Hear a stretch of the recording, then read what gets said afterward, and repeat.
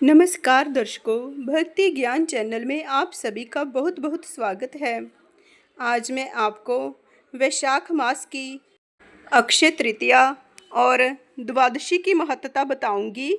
आप ध्यान से सुनिए। श्रुतदेव जी कहते हैं कि जो मनुष्य अक्षय तृतीया को सूर्य उदय काल में प्रातः स्नान करते हैं और भगवान विष्णु जी की पूजा करके कथा सुनते हैं, वे मोक्ष के भागी होते हैं। जो उस दिन श्री मधुसूदन की प्रसन्नता के लिए दान करते हैं, उनका वह पुण्य कर्म भगवान की आज्ञा से अक्षय फल देता है। वैशाख मास की पवित्र तिथियों में शुक्ल पक्ष की द्वादशी समस्त पाप राशि का विनाश करने वाली है।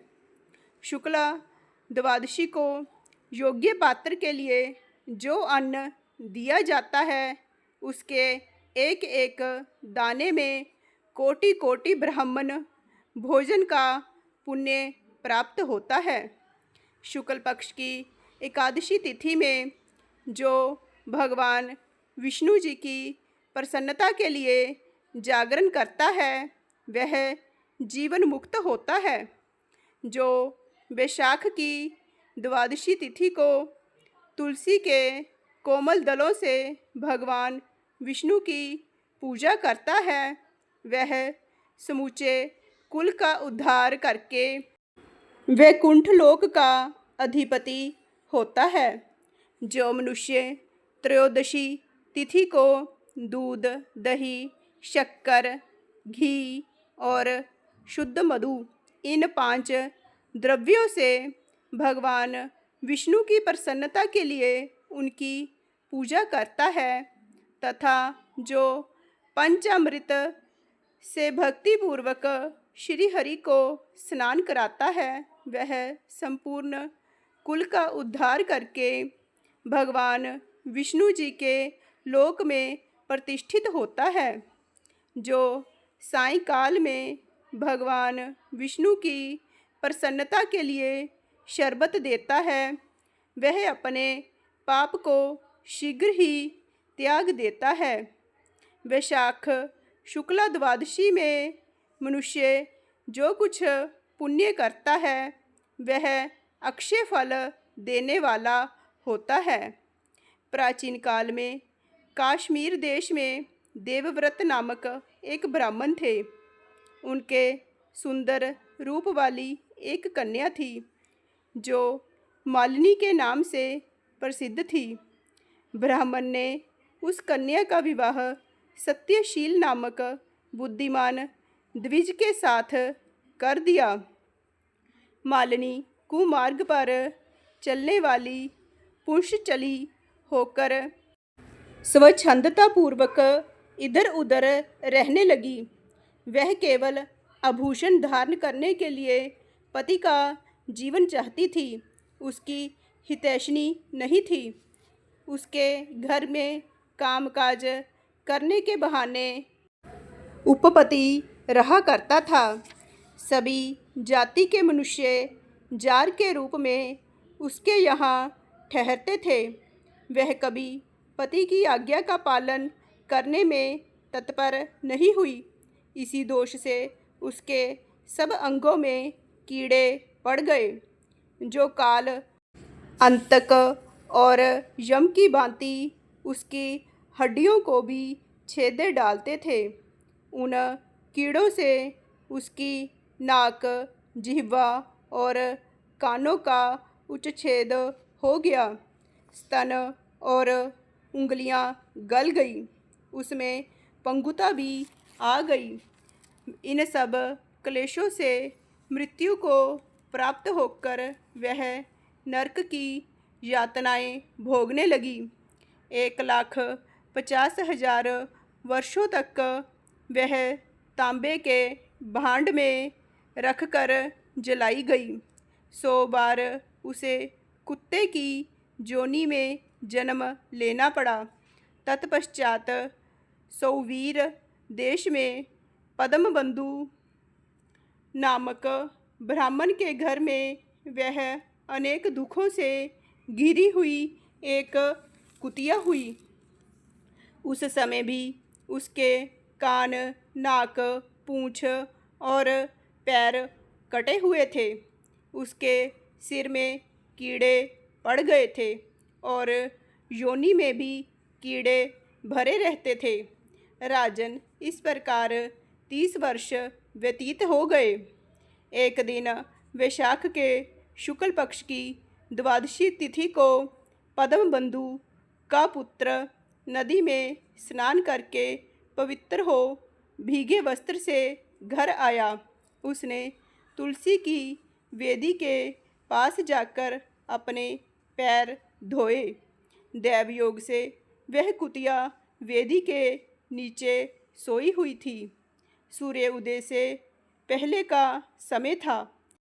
ब्राह्मण कुमार के चरणोदक से वह नहा गई और तत्काल उसके सारे पाप नष्ट हो गए।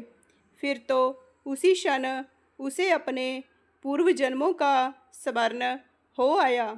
पहले के कर्मों की याद आने से वह कुतिया तपस्वी के पास जाकर दीनतापूर्वक पुकारने लगी, हे मुने, आप हमारी रक्षा करें।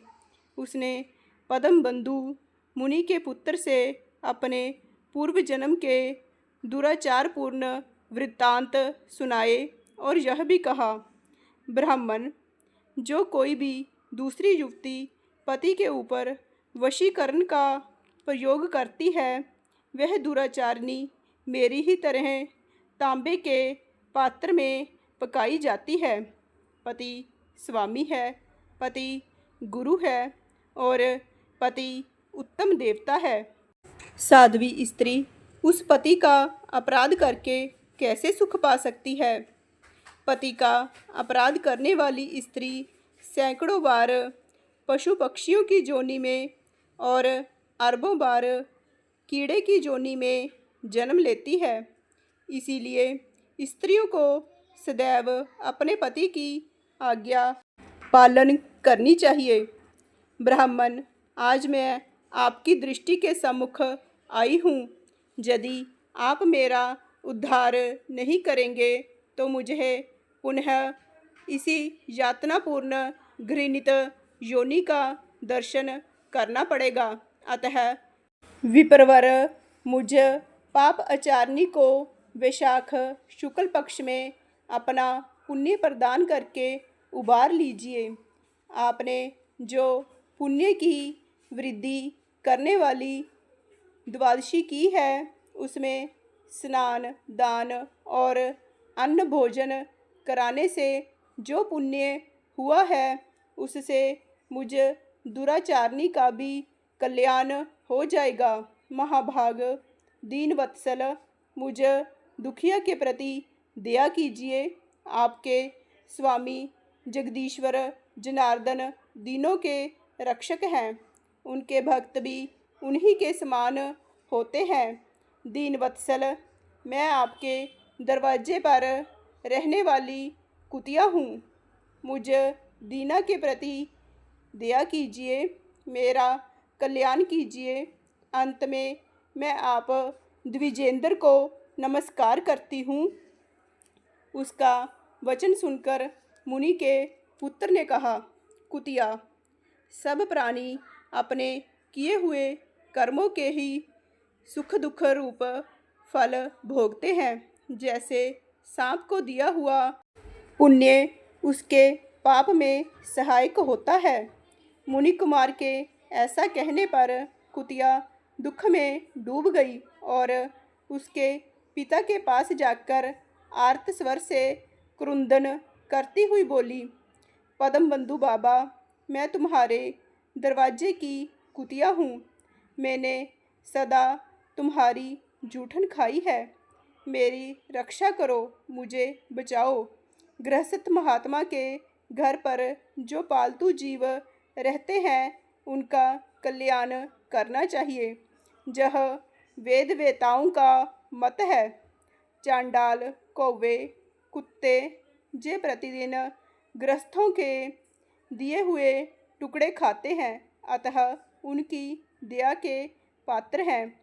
जो अपने ही पाले हुए रोग आदि से ग्रस्त एवं असमर्थ प्राणी का कल्याण नहीं करता, वह नरक में पड़ता है। यह विद्वानों का मत है।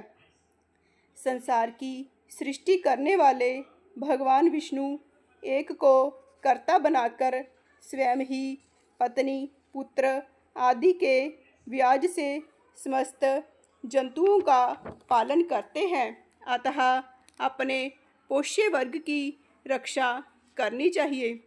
यह भगवान की आज्ञा है। दयालु होने के कारण आप मेरा उद्धार कीजिए।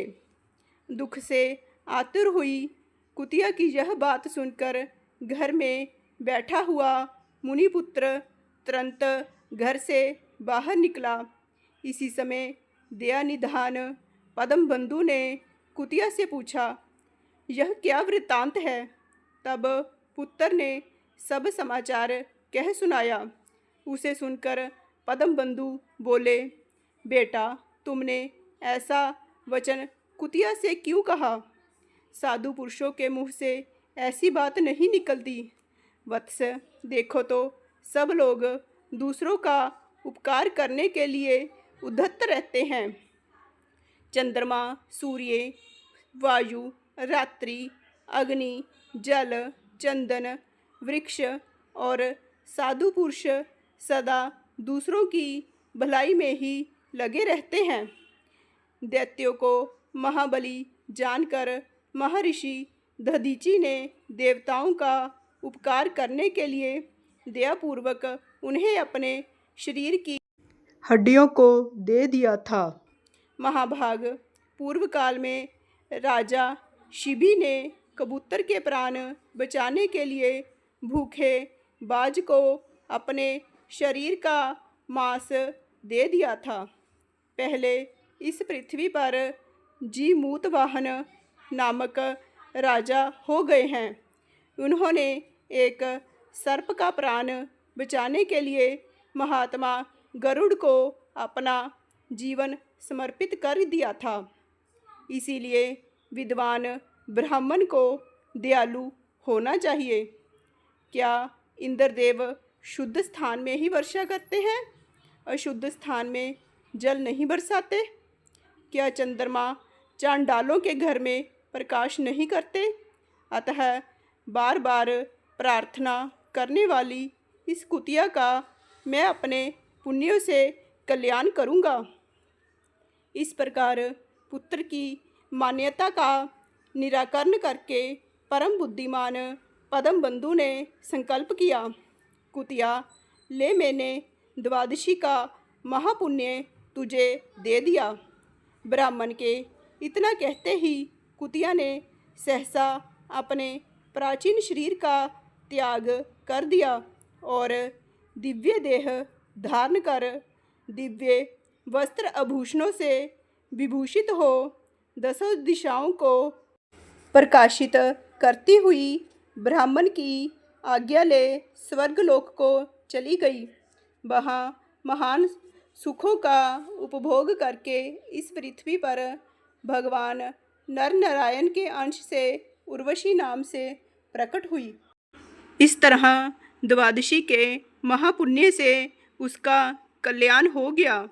बोलिए कृष्ण भगवान की जय, लक्ष्मी नारायण भगवान की जय। जय श्री कृष्ण।